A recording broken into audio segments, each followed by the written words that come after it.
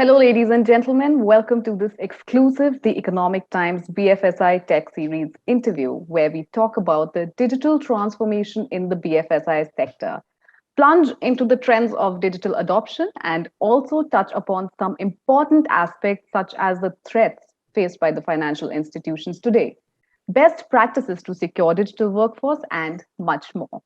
Good afternoon, everyone. I'm Dimple Bajwa, your host for this session. And today I have been joined by an industry leader who has played an integral role in building the business at Akamai India across both media and non media business for 14 long years. Prior to Akamai, he has also worked at Wipro Technologies. Ladies and gentlemen, join me in welcoming Siddharth Pisharoti, Regional Vice President, India and Southeast Asia, Akamai Technologies. Welcome to this exclusive conversation, Siddharth. We are pleased to have you with us today. Thanks, Dimple. Thanks for having me. So, when it comes to digital technologies, we know that digital adoption has grown manyfold, especially in the era of this pandemic. It has not only made all industries progress, but has also laid challenges, which we have, of course, tried to nudge with the help of new age tools and technologies. The banking and financial services industry has been one of the most adaptable in terms of incorporating technology in all departments. What we are seeing today is that a good majority of BFSI companies are either already digital first or in rapid digitization mode. At Akamai, you work with several financial services entities across the globe and in India. What are some of the key trends, that you have noticed in the financial sector? Right. And look, I'll start with the last part that you mentioned. Right? At Akamai, we are an integral part of the digital ecosystem. We work with the largest companies across the world, and that includes the largest financial institutions and companies across the globe and in India. Keeping their apps and experiences closer to the users and keeping threats and cyber crimes as far as we can from these customers. And the pandemic obviously has resulted in a rapid adoption of digital payments here in India. And it was like a perfect storm. What happened during the pandemic. We went into lockdowns. The physical institutions were shut down. Folks were initially forced to use digital, and when consumers figured out how easy it was to use, it was then just an explosion, right? And what came with that was a big impulsive rise in adoption, and it became like a perfect marriage between the financial institutions and the fintech companies, and they continued to collaborate, and this collaboration has only empowered consumers and also empowered the industry. But having said that, as users and adoption increased due to the pandemic, so did the cybersecurity challenges that increased. Right. Clearly, if you look at the financial sector, it is the most lucrative sector for cyber criminals or hackers, simply because it involves money, right? And Right. And that, as we saw user adoption increasing, as we saw the emergence of fintech as a strong digital player or a digital industry, we also saw cybersecurity becoming a prominent challenge for all these companies. And if you look at, and we have our own, state of the internet reports that we publish. And if you look at our most recent report that we published in 2020, we had about 193 billion credential stuffing attacks globally. And that was a 45% increase year over year, right? That's the increase we saw due to the pandemic. And similarly, if you look at web application attacks, we saw about 6.3 billion attacks in 2020, which was a 62% increase year over year. So clearly, yes, adoption has increased. Fintech companies are really enjoying, this increased adoption and increase in user base, but at the same time, the threats are increasing from our vantage point. Right, right. You mentioned that threats and cyber crimes have risen to a great extent because of user adoption increasing. So, data is something that has also increased over the past 1.5 years. We have immense data collected with us today. And as they say, data is the new currency, and financial services companies house personal information, financial data, and of course, the history of all users. What are some of the threats, that financial institutions face today, and how can they counter these threats successfully? Yeah, and I'll start with some data point itself, right? On data being the new currency. If you look at the cost of cyber crime, like, and when I say cost of cyber crime, it's the cost that companies will have to invest in protecting against cyber crime. That's rising at a cost of about 15% year over year, right? If you look at reports that companies across the globe will have to spend about $10.5 trillion by 2025 to protect against cybercrime. And that's the scale at which the cost of cybercrime is increasing. Mm-hmm. And as I said, financial companies are the top choice for attackers. And that's the financial motivation between such attacks.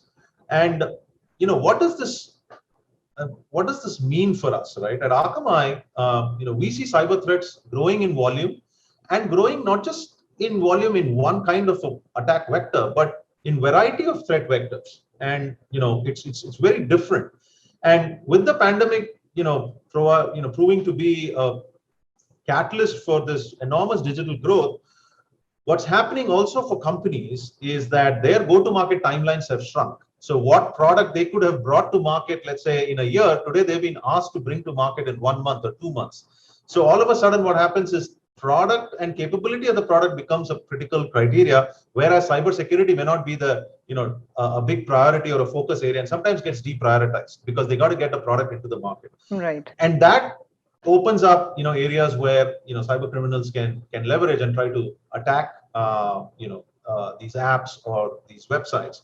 And as these attacks are increasing and the threats are evolving, industry has to keep pace. There is no other option, right? I mean, we as an industry, we have to keep pace with this, and we need to bring in security products and practices to mitigate these threats. And we have to move away from traditional practices of just infrastructure based or a central security based architecture to a edge security based architecture, a cloud security based architecture, and also move to a zero trust framework that applies a consistent layer of security, enabling protection against different threat vectors, because it's not just one threat vector that you're fighting against or you're protecting against. We have seen that legacy architectures tend to be static. They don't evolve as these threat landscape evolves, and that provides a single point of failure for a lot of companies. Whereas with an Akamai edge security architecture, it continues to evolve with the landscape evolving and provides an end-to-end security. So that's how we kind of look at it. Some additional data, also to consider is that, interestingly, India featured among the top 3 countries globally that face these attacks, right? So India is no longer one of those countries which, the cybercrime is not that high. It is very high. It's number 3 globally. And some more recent data to look at, this year in Q1, in Q1, we mitigated almost 1900 plus DDoS attacks, right? That's the kind of scale that our network has. Almost 63 billion credential abuse attacks were identified by us in Q1. And over 2 billion web application firewall alerts were triggered in Q1 of 2021. And this was a 70% jump year over year. So again, 19 to 20, we saw a significant jump, but 20 to 21, again, we're seeing a significant jump on an already high baseline. So the threat landscape is dramatically changing, and Akamai is doing its best to kind of keep up with it and also overpower some of these threats for our customers. Right, right. So, as you mentioned, we have to move away from the from the traditional practices, and of course, security and product has to go hand in hand. So, as consumers, we all have come to expect every transaction on the internet to happen in a matter of seconds. And given that digital inclusion for every individual is a key aspect for the financial services sector, what role does Akamai play in encouraging, increased digital adoption and addressing the demand for this last mile digital connectivity? Right. Look, as we saw exponential increase in the traffic in the last 18 months, especially during lockdowns and after lockdowns as well, as you rightly pointed out, what has changed is the expectations from end users, right? Mm-hmm. The what somebody was willing to wait for, let's say 4 seconds for a page to load, or 3 seconds for a page to load. Today it's probably 1 second or lesser, Right, right? right. So the expectation has gone dramatically different from where it was even frankly 18 months ago. Mm-hmm. And also the digital adoption, right? In India, if you look at the way we are going, in the next 3 to 4 years, we're going to have almost 900 million active internet users, and that's going to change the entire landscape for us, and it is changing as we are as we are talking. And given the users expect a seamless and secure experience, regardless of the device they come from, regardless of the location they come from, or frankly regardless of the channel they are interacting in, whether it's an application, whether it's a website, they Mm-hmm. expect a seamless a seamless experience. Experience, right. And that's where Akamai comes in. While Mm-hmm. competing platforms say that it's enough to be in the same region or same country as your users, Mm-hmm. Akamai believes in a philosophy of being only one hop away from 90% of the internet users across the world. And what that means is that we are reducing the number of hops to basically just one for most part of the users when they're trying to access an application or or a website on the internet. And in India alone, how we're doing that is with our massive network and the massive investment we've made in the country. With over 300 points of presence, we have about 18,000 servers across 49 cities. And most recently, we served a peak traffic of 13 terabits per second. And so that's the kind of scale at which we are operating at. And that's what gives the real experience and seamless experience for our customers, consumers in the last mile. And hence our customers are able to serve their end customers or end consumers, leveraging the power of this platform and provide that consistent experience. All right.